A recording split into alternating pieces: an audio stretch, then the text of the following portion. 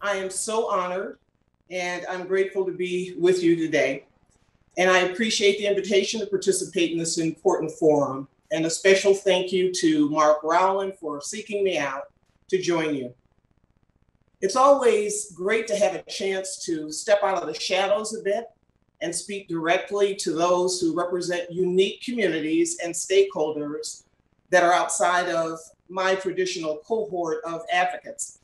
And in the time allotted to me, I hope to share a few thoughts on how we can lean in to a more inclusive future, one that is based upon my personal experience, and I hope it'll serve to energize and inform your work going forward. I also appreciate the opportunity to join for this topic, and I'm happy to see the organizers taking a moment to offer a nod toward the important need to engage in challenging conversations around our opportunity to ensure that we have the courage to expand our thinking to provide opportunities for the many. So with my remarks today, I'll add a bit of context and texture to your discussions and offer a slightly different vantage point. I want to underscore how vitally important it is to have a clear and resonant voice for environmental justice as we discuss the development of key policies supporting climate and renewable energy resources in this country. It's incredibly timely to have the opportunity to step into a topic that has certainly gained traction in recent weeks and generated significant attention to the value proposition of equity and the importance of diversity and inclusion. It's also very important to consider different venues, platforms, and partners. In recent months prior to our health crisis, there were lots of discussions at the federal and state level around the need to look at comprehensive policies like the Green New Deal. This is a bold, expansive, and innovative approach to accelerate the adoption of clean climate strategies. But in order to achieve the benefits outlined in such proposals, we need to continue the efforts to reach a broader audience through expanded outreach, collaboration, and education. And in my view, we've reached a critical point in this conversation. Therefore, I'd like to talk about innovation, creativity, change, urgency, culture, collaboration, opportunity, and inclusion, with an emphasis on the intersection of innovation and clean energy for all. I suspect that for most of you in this audience, my work in this field may substantially predate you. I'm not an economist or an analyst or an industry executive, but I am an advocate. And I've been passionate and active in this space since the early 1990s. And now I believe I have the ability to seize on that experience and the luxury to speak freely as I prepare to pass the torch to the next generation of leaders who face the daunting task of an urgent and pressing need to dramatically change the course and look forward to advancing a different set of priorities and opportunities. So I'm clearly no expert in the deeply rooted principles of social justice, but I have gained significant experience as a renewable energy advocate and have observed the who and the what I believe is missing from the conversation. So we're here to talk about the future, and the future is best realized when we reflect against the past together, and the past always informs the future. So I admire you for powering through in these unprecedented times, and I hope it'll be well worth the investment. I'm excited to talk to you a little bit about the efforts here in Nevada. And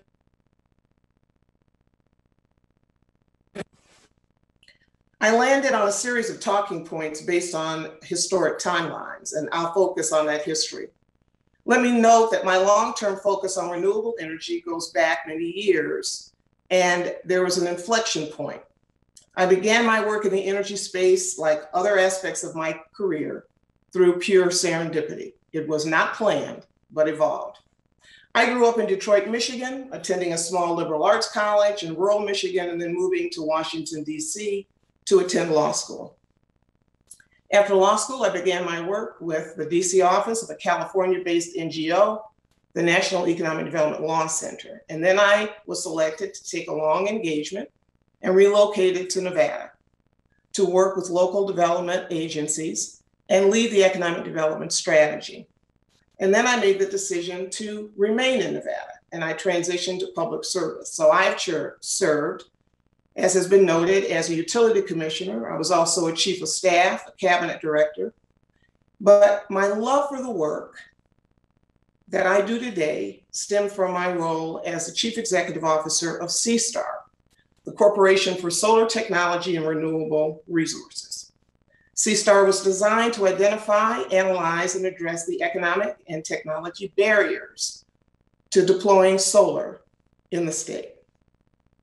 It sought to leverage the purchase power of the federal government.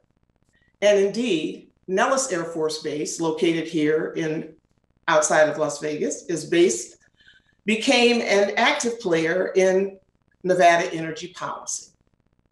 As a contiguous neighbor to the Nevada test site, the leadership at the base was invited to participate in early CSTAR-led discussions regarding the potential for repurposing the test site. And the goal was to encourage federal facilities to procure and purchase solar energy. As CEO, I worked directly with the US Department of Energy to facilitate those conversations and to develop a coalition of experts to review our options and identify a path forward. My work in this space has been fascinating and a fascinating evolution. And I believe that we are better informed when we take a moment to look back and understand the history. So as I mentioned, Nevada has worked over many years to craft a suite of policies that support and promote the deployment of our vast renewable resources. We crafted a framework of policies to expedite commercial deployment, and the anchor for those policies was the RPS, or the Renewable Portfolio Standard. However, well in advance of any formal regulatory framework, Nevada was the focus of significant national attention because we've long been recognized for our rich and abundant solar, geothermal, and wind potential. And in fact, our local utilities invested heavily and early in geothermal. As a result, during our initial economic diversification debates, it was the solar industry that took the lead, and they used their growing political strength to approach and compel the legislature to establish renewable energy as a priority, as a, quote, economic development priority for the state. So I was there and an active participant in these efforts over the course of my tenure as CEO. 1995, we established renewables as a priority. 1997, we approved our first RPS, a very small increment, a placeholder, but it included a solar set-aside. In 2000, we entered into the Western energy crisis, or really I call it the California energy crisis. And California was faced with dramatic energy shortages and supply, and generally thought to be directly related to a combination of market manipulation and capped retail prices. This crisis directly affected all of the Western states. The legislature here in Nevada then focused on energy security, and we doubled down and substantially increased the RPS. And I think I should note for the record that for most of these meetings, I was the only person of color and frequently the only woman in the room. The challenges of CSTAR and the proposed deployment of solar at the test site ultimately proved insurmountable. However, the initiative was not without merit, success, or achievement. And most of the roadblocks that we identified through the CSTAR process involved procurement laws and regulations, beginning with the Appropriations Act of 1988, which required the Department of Defense to purchase power in accordance with state laws. According to the interim report prepared by the Department of Energy for CSTAR, CSTAR interacted with more than 13 federal facilities. We secured letters of interest for the purchase of power from the Nevada the National Park Service for 20 megawatts, Fort Irwin, 20 megawatts, the Nevada Test Site, 10 megawatts, Yuma Army Proving Grounds, 9 megawatts, Sandia National Lab, 5 megawatts, Luke Air Force Base, 5 megawatts, EPA, 3 megawatts, the Bureau of Reclamation, 2 megawatts, and the Arizona Guard, National Guard for 1 megawatt. These are small but meaningful investments, and they paint an important picture. Indeed, in the furtherance of these efforts in 2007, Nellis Air Force Base did find a path forward. Nellis entered into a power purchase agreement to construct a 14 megawatt solar power station.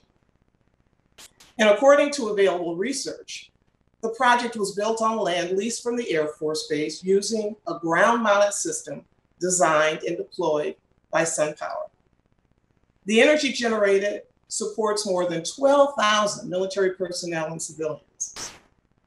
And following in 2016, an extension of the plant called the Nellis Solar PV2 was completed, adding an additional 15 megawatts of power. This was a creative collaboration that provided benefits well beyond the base to a much broader community. The original theory behind investment in solar and other renewable projects was based on a desire to increase energy security, to enhance resilience, and build toward a more sustainable future, all worthy and attainable goals. And work continues to close various loopholes relative to security in the face of utility-controlled shutoffs, and additional investments in larger projects have been made in recent years. But taking a moment to delve deeper into the embedded opportunities here, in my view, these investments represent a unique opportunity to consider the benefits of clean energy as a resource to be exploited for the benefit of a much larger community.